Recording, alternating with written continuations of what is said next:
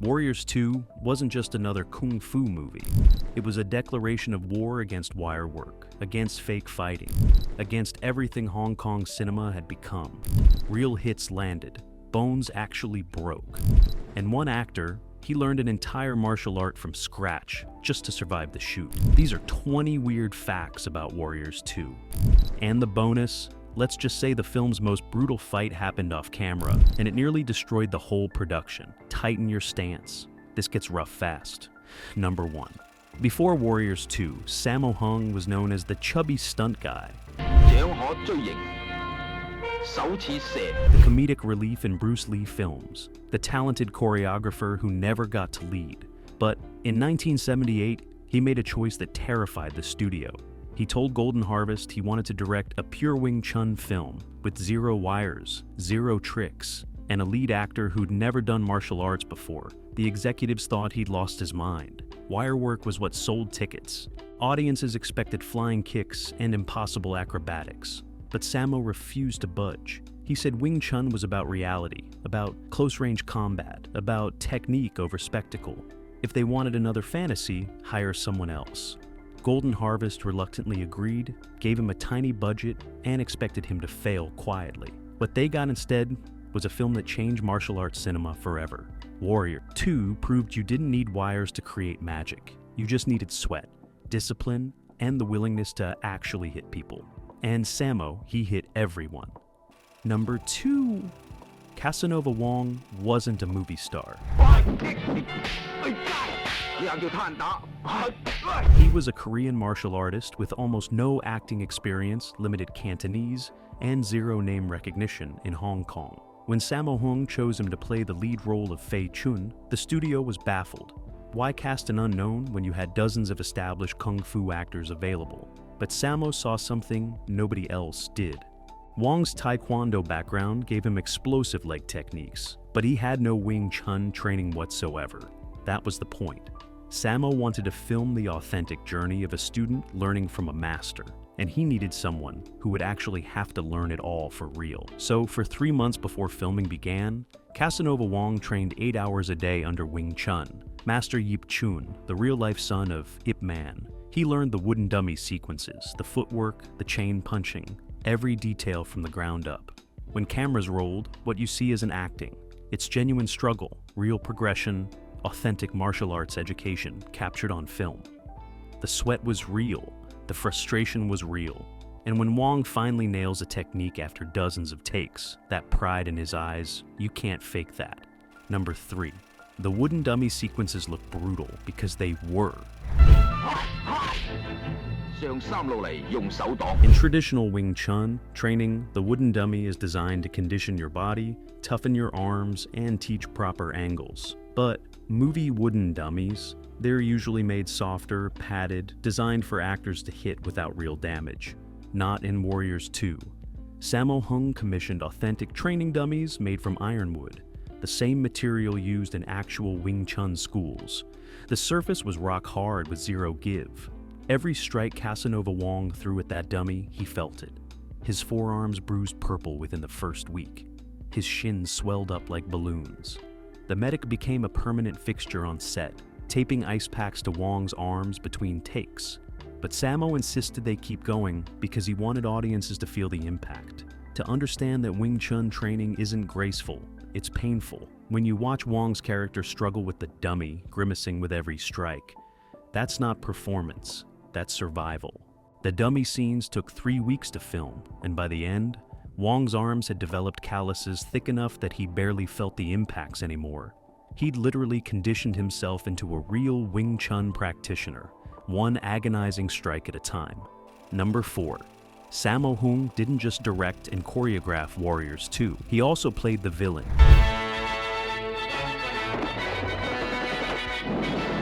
Mo, a ruthless Manchu enforcer with devastating fighting skills. But here's what nobody expected. Samo made himself lose, badly.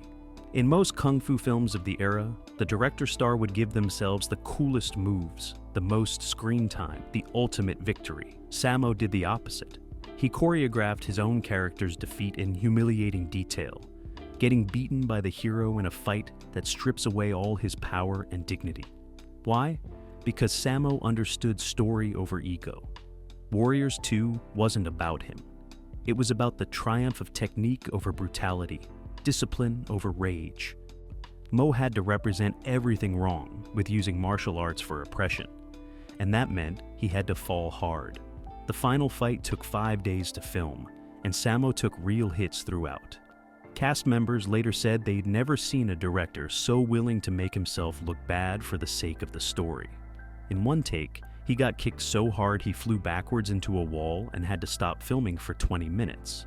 When someone asked if he was okay, he just smiled through the pain and said, "That looked good, right? Keep it." Number 5. The tea house fight midway through the film. Stands as one of the most influential action sequences in Kung Fu cinema history, but it almost never happened. The original script called for a simple confrontation where the hero gets insulted and walks away. Boring, safe, expected. But 3 days before filming that sequence, Sammo Hung got drunk with his stunt team and started talking about what Wing Chun would actually look like in a tight space against multiple opponents. They started blocking it out right there in the bar, using chairs and tables, mapping out how the footwork would change, how the angles would compress. By sunrise, they had choreographed a 5-minute fight sequence that required 60 separate camera setups and 0 stunt doubles.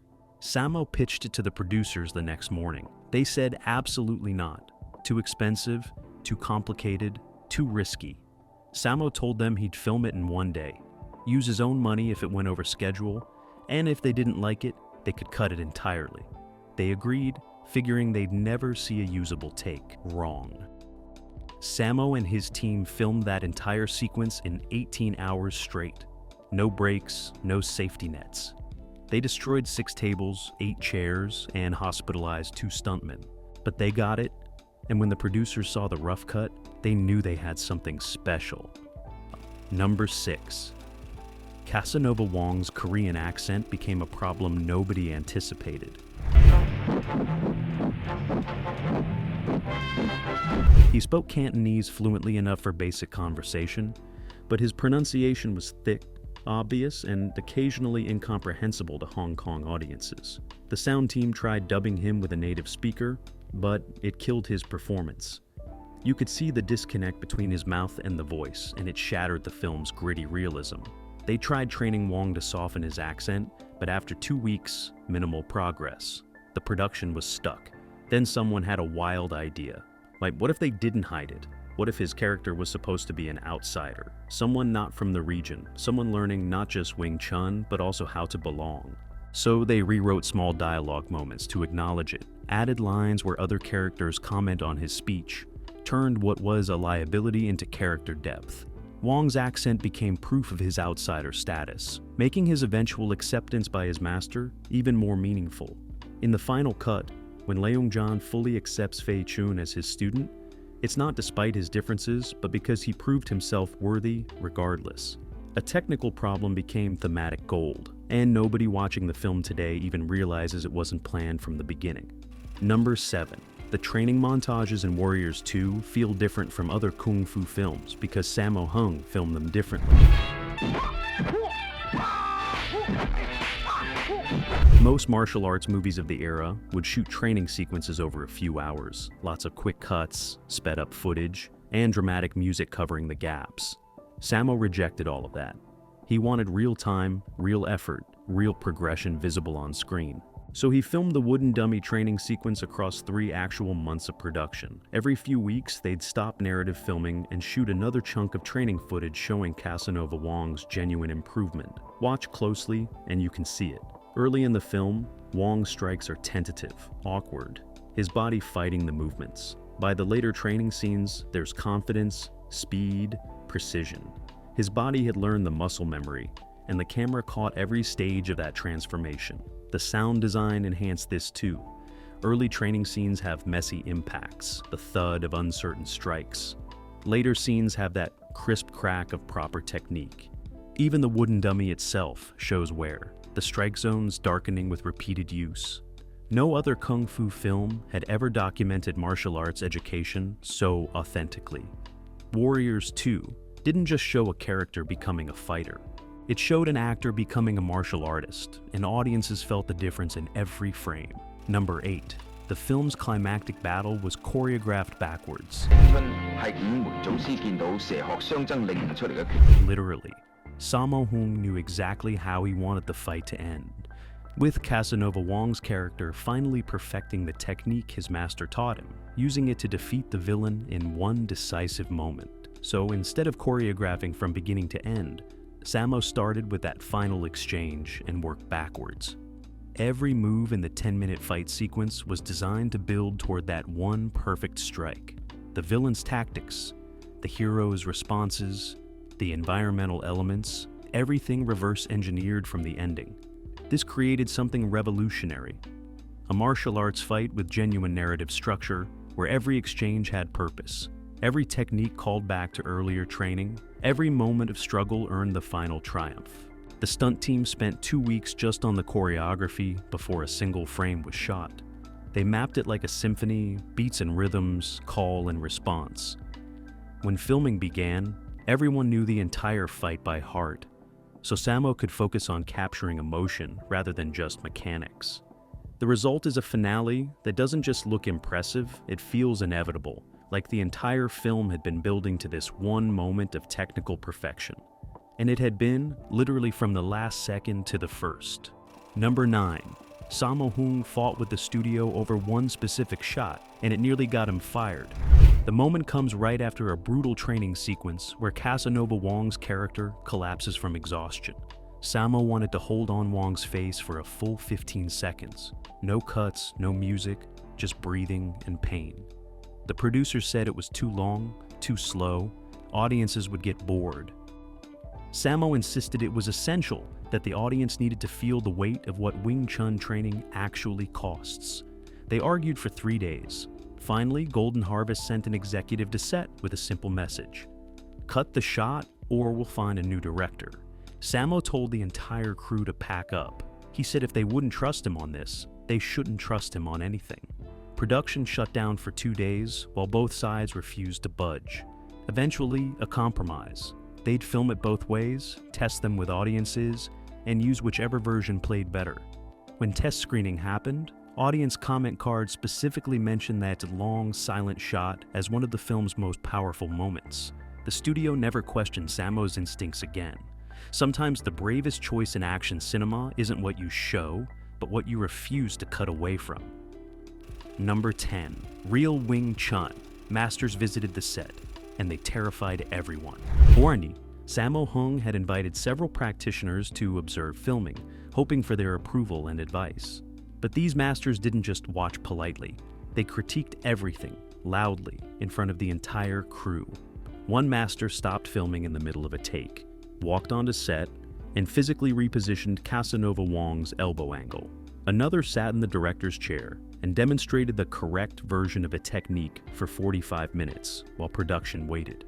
At one point, a master challenged Samo himself to demonstrate a sequence. Right there, no preparation. Samo had to prove he actually understood Wing Chun philosophy, not just the movements. He passed, barely, but the experience humbled him.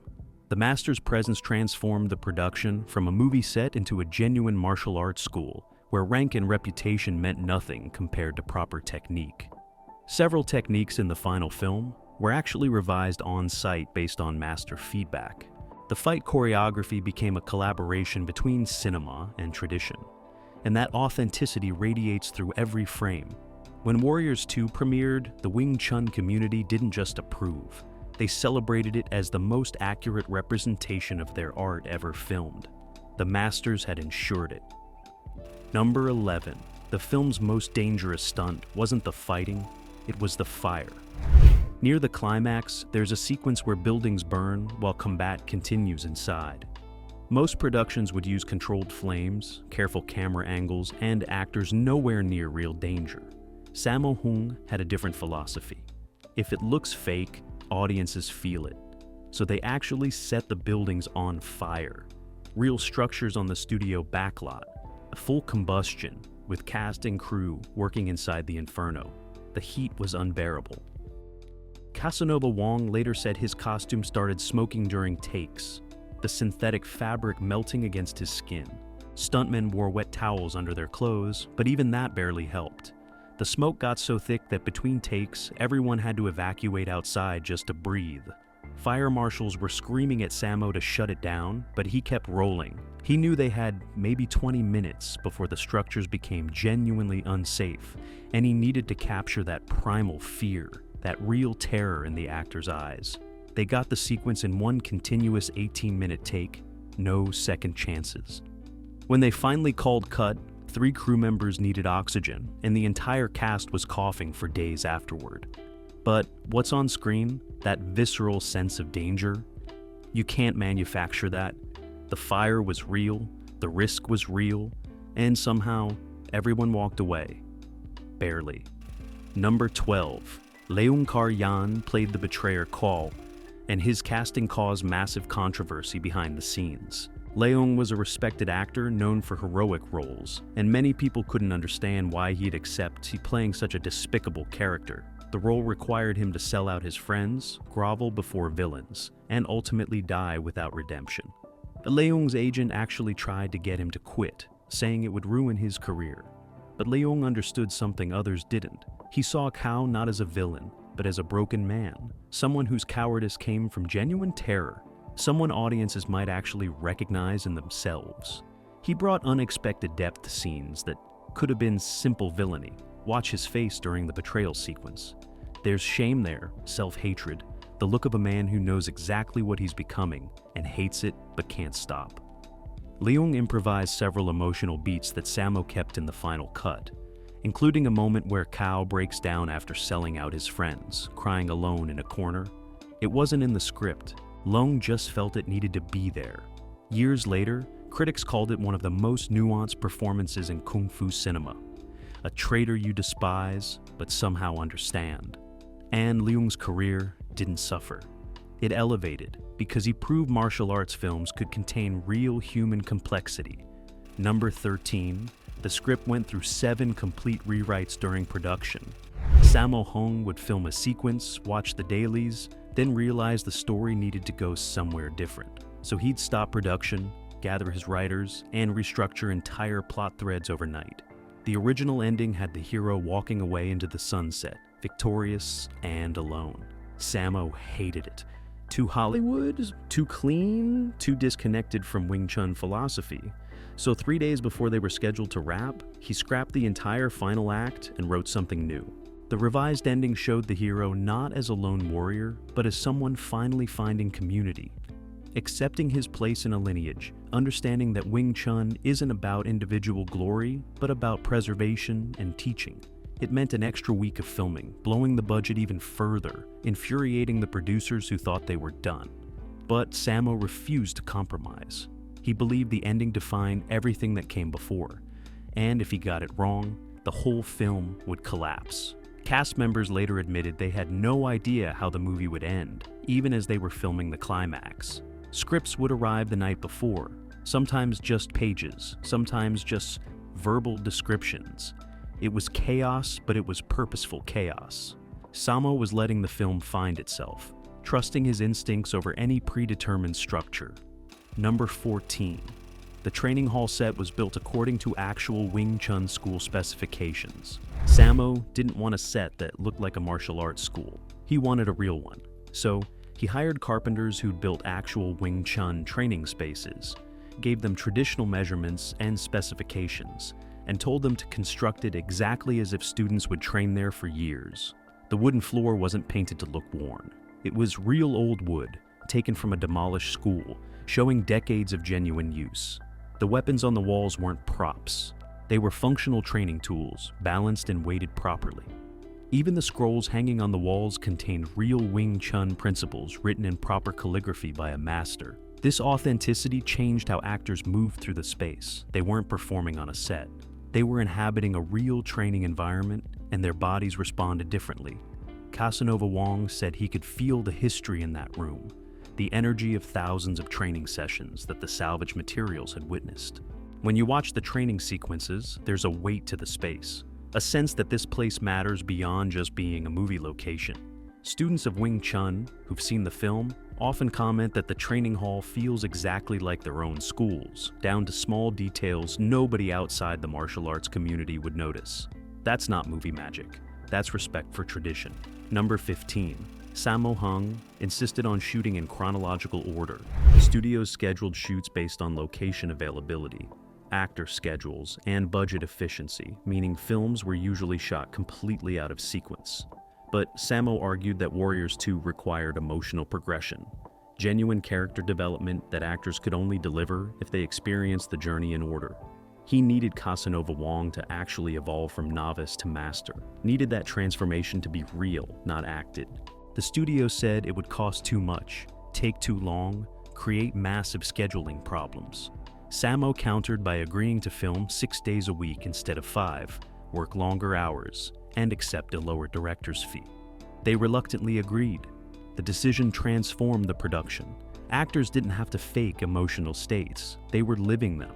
When Wong's character experiences his first real victory, Wong himself was experiencing genuine progression in his martial arts training. When relationships deepened between characters, the actors had actually built those relationships over weeks of working together. The emotional continuity on screen isn't movie magic. It's real friendship, real respect, real growth captured chronologically. Critics often praise Warriors 2 for feeling more authentic than other kung fu films. And this is why. The story wasn't constructed in editing. It was lived from beginning to end. Number 16. The Manchu soldiers' costumes weren't costumes. They were authentic Qing Dynasty military uniforms, purchased from a private collector who'd preserved them for decades. Most period films use approximations, costumes designed to look historical, but made with modern materials and techniques. Samo wanted the real thing. He tracked down a collector who'd spent his life acquiring genuine Qing military clothing and convinced him to loan pieces for the film. The collector agreed on one condition. They had to be treated with archival care. So between takes, costume assistants would carefully remove the uniforms from actors, hang them properly, and monitor their condition. Any damage had to be documented and restored by specialists. This created bizarre moments where brutal fight sequences would stop so priceless historical garments could be protected. But wearing those authentic uniforms changed the actors' performances. The weight was different, the movement restrictions were real, the sense of history was palpable. The Manchu soldiers didn't move like movie villains. They moved like real military men, constrained by real period clothing. When you see them marching in formation, there's an authenticity to their bearing that costume approximations could never achieve. One uniform dated back to the 1840s, making it over 130 years old at the time of filming. An actor was literally wearing a piece of the actual era they were depicting. That's not just attention to detail, that's time travel through textiles. Number 17. Casanova Wong broke 3 fingers during filming and didn't tell anyone for 2 weeks. It happened during a wooden dummy sequence. He struck wrong, heard a crack, felt immediate pain, but the adrenaline kept him going. He finished the take, then wrapped his hand between shots and kept working. Wong later explained his reasoning. If production stopped, the studio might replace him. This was his first major role, his only chance, and he wasn't going to lose it over broken fingers. So he fought through it, modified his technique slightly to protect the injury, and delivered every subsequent fight sequence with 3 fractured bones. The pain shows in his face during certain takes. That extra intensity, that grimace that audiences interpreted as method acting. It was just agony. A crew member finally noticed Wong favoring his hand and forced him to see a medic. X-rays confirmed 3 breaks, badly set because he'd kept using the hand. Doctors said he should have stopped filming immediately. That permanent damage was possible, but Wong refused to stop even then. He just asked for better tape and stronger painkillers. Samo was furious when he found out, not because Wong had endangered the production, but because Wong had endangered himself. Yet he also understood it. That's the warrior spirit the film was about. That's the Wing Chun principle of pushing through adversity. Wong wasn't acting toughness, he was living it. Those broken fingers, that willingness to suffer for the art that became part of the film's soul. Number 18. The film's final fight took 11 days to shoot, but Samo Hung threw away the first 8 days of footage. He watched the dailies and realized something was wrong. The choreography was perfect, the technique was flawless, but it felt empty.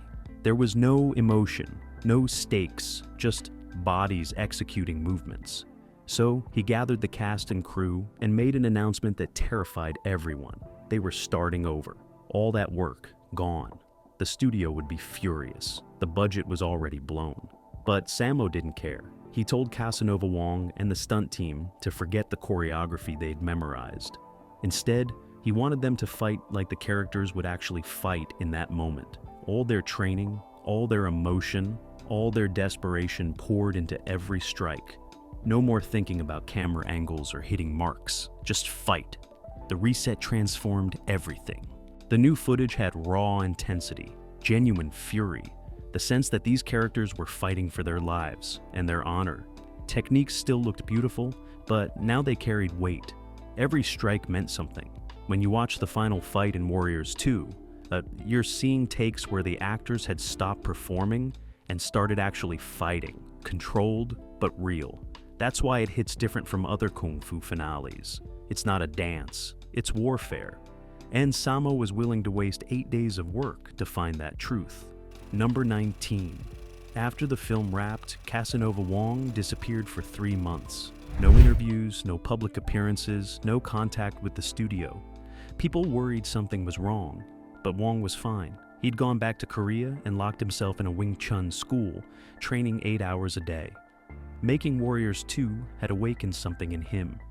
He'd learned Wing Chun for the role, but now he wanted to truly master it, not for movies but for himself. He studied under a Korean Wing Chun master, going through the entire system properly, without cameras or time pressure. When he finally emerged and returned to Hong Kong for the premiere, people barely recognized him. His body had transformed, leaner, harder, more controlled. But the biggest change was internal. Wong had stopped being an actor playing a martial artist and become a martial artist who could act. This commitment showed in his subsequent films. He brought authenticity to every fight scene, never faking techniques, always executing proper form. Warriors 2 hadn't just been a job for him. It had been a conversion experience. The film changed Hong Kong action cinema, but it changed Casanova Wong's entire life. Years later, he'd tell interviewers that those 3 months of training after filming were more important than all the months during production, because that's when he understood what the film had really been about. Number 20. Warriors 2 bombed at the box office. After all that effort, all that sacrifice, all that authenticity, audiences stayed away. They wanted wire work and flying kicks, not realistic close-range combat. They wanted fantasy, not documentary-style martial arts. The studio considered it a financial failure, and Samo Hung's directing career nearly ended before it started. Critics didn't help. They called it slow, boring, too focused on technique over story. Golden Harvest quietly shelved plans for wide release, dumping it in second-tier theaters, where it disappeared within weeks. Samo was devastated. He'd gambled everything on proving realistic martial arts could work on screen, and the market had rejected it. But then something strange happened. Over the following years, martial arts students started seeking out the film. They'd heard about its authenticity, its proper Wing Chun techniques, its real training sequences. Bootleg VHS copies circulated through martial arts schools worldwide.